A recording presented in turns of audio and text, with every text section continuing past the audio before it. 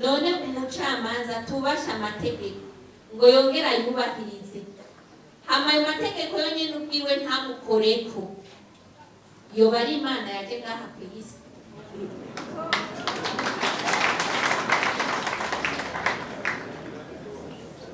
Nukuvuga ko aya mategeko mutayubaha, igihugu cashizeho ari nawe warujejwe kuyashira mu ngiro, ari nawe warujejwe kuyubahiriza, bisaba nawe ko aya mategeko nyine ari yagaruka akaguhana.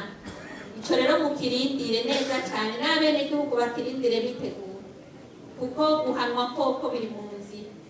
Nibaza yuko impanuro zikwiye bene gihugu turi ngaha twese, kuko naje ndi umwene gihugu, uretse kumpagarariye ubutungane akababakiye kose, uwo nza guha ijambo abe ngaha havuze, umucamanza bangamye muve ngaha mumuvuze, nyamba ari perezida w'isentare tugenda tumukuyeho dushizeho uwundi. Ariko muri ya leta mvyeyi, ahubwo wa mwenegihugu yategerezwa kubona ko kuri wa mucamanza ari ku buhungiro, kubera niwe yategerezwa kumukingira ku bintu byose biriko biraza kugira ngo bigwanye uwo mwenegihugu, niwe yategerezwa kubimukingira. Urumva bwa buvyeyi b'abenegihugu ntibasubira kubwiyumvamo mu butungane, ntibasubira kubwiyumvamo ku mucamanza. Namara twabwira narawe umucamanza muto, naraciye imanza, narabaye umushikiriza amanza, nama mbwira abacamanza dukorana uko kuntu bigenza, imbere y'umwenegihugu. Umwenegihugu uko aje kose, yaza yoze, yaza atoze, yaza yambaye izimeshe, yaza yambaye izitameshe, menya yuko ari umwenegihugu kandi afise intererano ikomeye cyane mu gihugu cacu, utegerezwa kumukingira uko bigenda kose. Rero ubucamanza si ubw'aboze, ubucamanza si ubw'abambaye ibirato, ubucamanza si ubwo uwufise icyo atanga cyangwa mwene wanyu. Ubucamanza, ubutungane bwari bukwiye kuba ubutungane bwa bose kandi budakumira.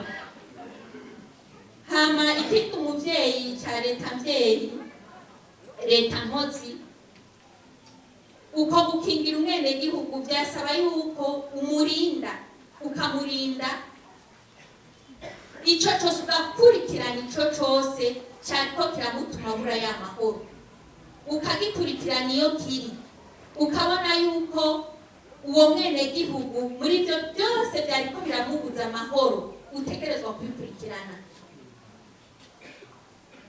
Aha mwashaka ndeka kubivuga mu gifaransa, kenshi tubivuga mu gifaransa. Ni ukuvuga twebwe muri leta mvyeyi turafise une obligation de protéger umwenegihugu. Nico cakiri co kumuvyeyi kumva ko kurya umwana ashitse akuyambira kumva ati naho igikoko coza kuntera je ndiproteje, mama arankingira, papa arankingira. Niko n'umucamanza yarakwiye kumera bavuga bati je ninahungira ku mucamanza arankingira. Nukuvuga ngo yarafise obligation de poursuivre, nukuvuga ngo gukurikirana ico kintu cose coza kibangamira umwenegihugu, kugikurikirana ukavuga uti kibujije umwenegihugu ko atora na ryatongo ni giki, n'ufise amafaranga, n'ufise ubutore, ni mwene wabona naka, ninde, rondera ico kintu cose gituma umwenegihugu agura amahoro, umwenegihugu atunganirizwa muri bimwe ajejwe. Namwe ukaba abenegihugu muri leta mvyeyi, leta nkozi, nibo bafise ijambo rya nyuma,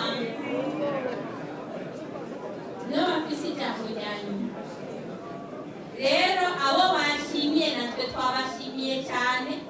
Turavuga tuti uko bigenza bandanye bigenza, ukubona ibibazo biri mwaro bakabashimira, ni ukuvuga ko mwitanga cyane, nibabaha amashyi menshi cyane. Aba bandi Gisozi, Bisoro, Gisozi n'umwe na Bisoro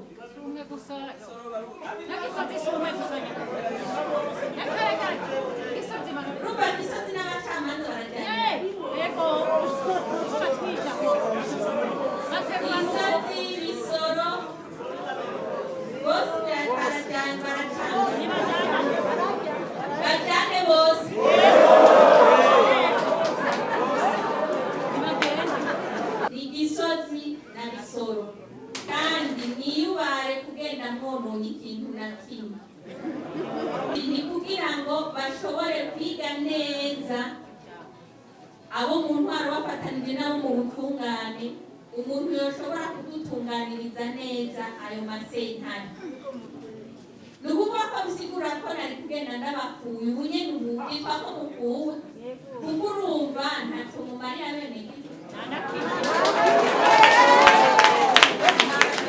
igestion y'ibirimo guhera kuri uno munsi bizogerwa na perezida w'isentare nkuru y'igihugu hama kuwa kabiri hirya y'ejo bashasha bazoba bariko barakora